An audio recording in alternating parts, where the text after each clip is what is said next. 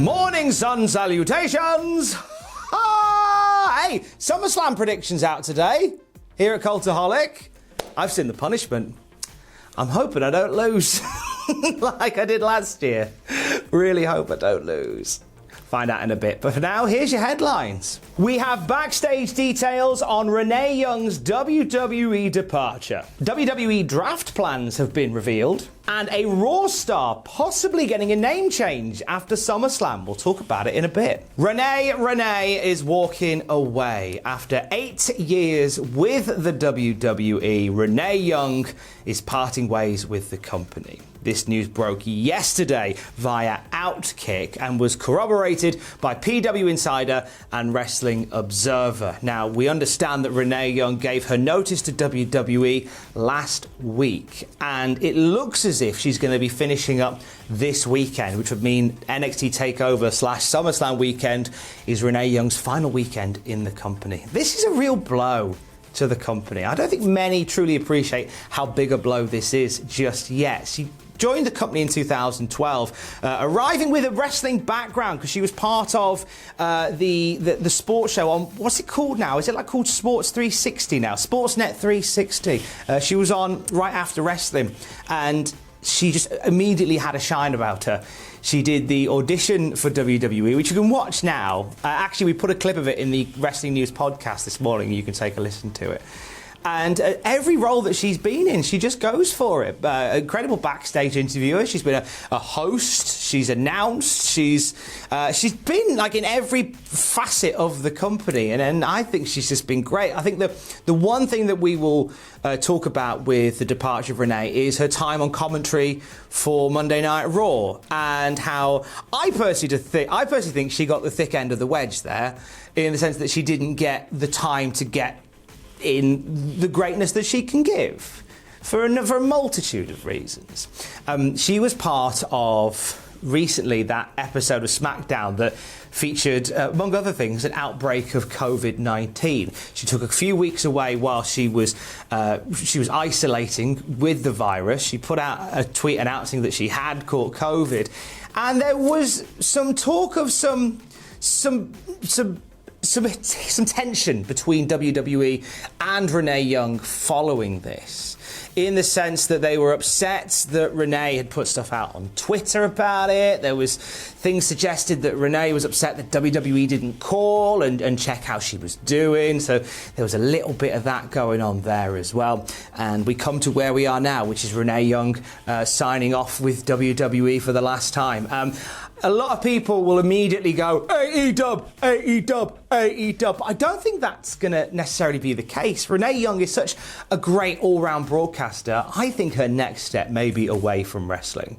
You know, when you get these people who are such phenomenal broadcasters, you just assume they're going to stay in that same field forever. And I genuinely think Renee Young has skills outside of wrestling broadcasting, and I think there's something there. I could see her doing something big, and I don't think she would have left WWE if she didn't have something big going on. Obviously, she's doing a cookbook right now. There's a podcast in the works with her as well, but I think there's something more.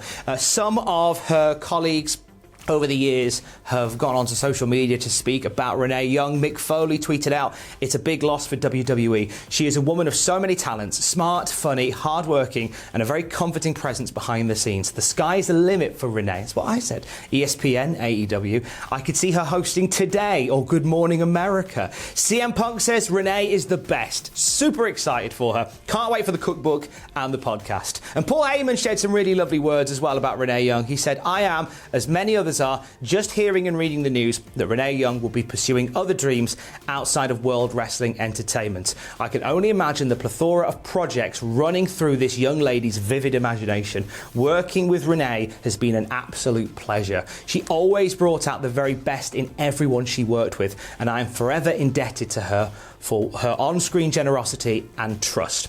I look forward to whatever project she chooses to grace with her passion and personality, and thank her for the opportunity to work with such a professional." Lovely words by Paul Heyman as Renee Young says farewell to WWE. Now, more details on the full reason why she's leaving haven't come to light at time of recording, but of course this is an ongoing story, and when we know more about it, you'll be able to find more straight away at cultaholic.com. So yesterday, Triple H looked down at his desk and thought, time to place a call. Triple H hosting the pre-NXT TakeOver Conference Call, taking questions from the press and assorted personnel about NXT, WWE, and all sorts of other stuff as well. And one of the things that came up was the WWE Draft, in particular, the involvement of NXT.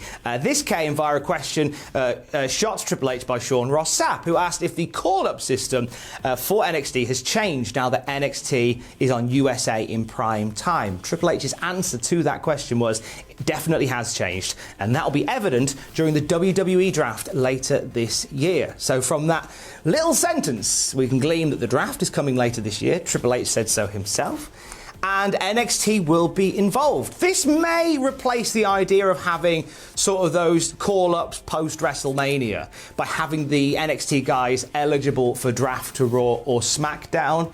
So start your fantasy booking now as to who might go where. I'm going to put out a punt and say that Keith Lee will end up on Raw or SmackDown by the end of the year. This may or may not give away one of my predictions for TakeOver. We'll talk on that in another video, shall we? Also, from the conference call held by Triple H, a few other things that came up, including what matters on Wednesday nights. Is it ratings, demos, or something else? Triple H said NXT matters, and that while he sees all the arguing between the fan bases of NXT and AEW, how they interpret data is a lot different to others, which is quite a funny statement when you think about it. You see the ratings are down. Well, we interpret it differently, and they are up but backwards. I don't think that's what he says. A few other things came up in the call as well. He was asked about Lars Sullivan. It was Jack that brought up in the news video yesterday how Lars Sullivan is posting training videos. Triple H said, didn't know he was, don't know anything about what he's doing. I've got no update for you. So there you go. Randy Orton was mentioned about possibly working with NXT, and Triple H said that there's lots of people on the main rosters that want to do stuff with NXT. Randy Orton very much being a consideration for that, but talks about how everything's very loose and fast at the moment with the TV taping. So I could still see Randy Orton. He talked about how Randy Orton had a bit of a back and forth with Tommaso Ciampa on Twitter following TakeOver in Your House. I still think that could lead to a thing. Just putting it out there. He was asked by ProWrestling.net's Jason Powell about their recent Velveteen Dream investigation, and discussed in an interview with CBS all about where they stand with it. And this was addressed in the conference call. And Jason Powell asked if they had talked to Velveteen Dream, Patrick Clark's accuser. Triple H didn't answer the question, standing by what he said on CBS, saying the company takes those accusations very seriously, and then moving on from there. Asked about Renee Young's status with the company as the news was breaking that she was leaving.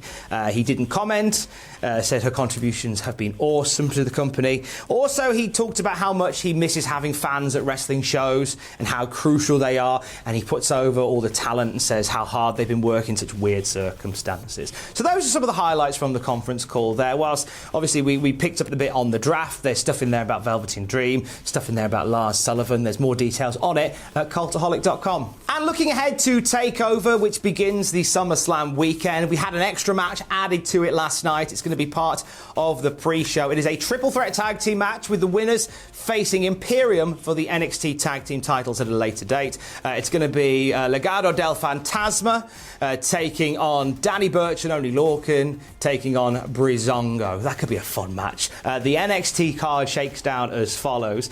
As well as that triple threat tag match, we've got the ladder match for the vacant NXT North American title. Bronson Reed, Damian Priest, Cameron Grimes, and two more were confirmed on NXT last night. Don't want to spoil that for you, though. You can find it on Graded later on. The NXT Women's Championship, Io Shirai defending against Dakota Kai. Adam Cole will face Pat McAfee.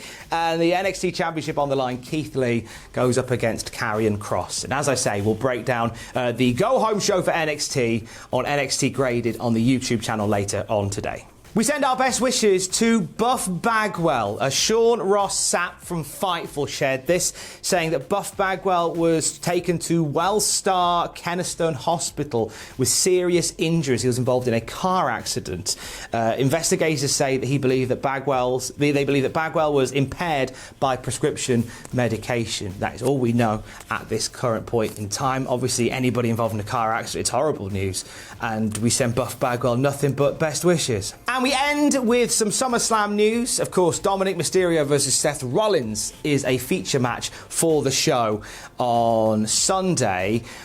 But it could be all changed for Dominic Mysterio shortly afterwards. ESPN wrote about SummerSlam and talked about possibly Dominic Mysterio getting a name change following SummerSlam. ESPN wrote, and I quote, "While Dominic will wrestle under his real name at SummerSlam, Ray and Dominic have discussed Dominic performing under the name Prince Mysterio in the future after he receives more training. Dominic already has the Prince Mysterio gear and the mask designed, but he wanted to hold off on debuting it at SummerSlam. The name is a fitting one since Ray, Spanish for king, would love nothing more than to pass down the Mysterio legacy to his son." We've already had a little sneak preview of Dominic's music, didn't we, the other week on Raw? They played like a remix of Ray's theme, which I think is going to be Dominic's music. We know there's a mask in production. We've seen video of it, of the logo that's going to be featured on it, which looks a bit like his dad's mask, but it's got DM written on the side and a little prince's crown on the top. Expect Prince Mysterio to be a major part of WWE going forward. I feel like this is the start of something pretty big for Dominic. Who'd have thought it? 15 years ago. 15 years ago when there was Eddie and Ray fighting for custody of the man that would one day beat up Seth Rollins with a kendo stick. Or Singapore cane, depending on where you're from. Stay safe. Love you. Bye.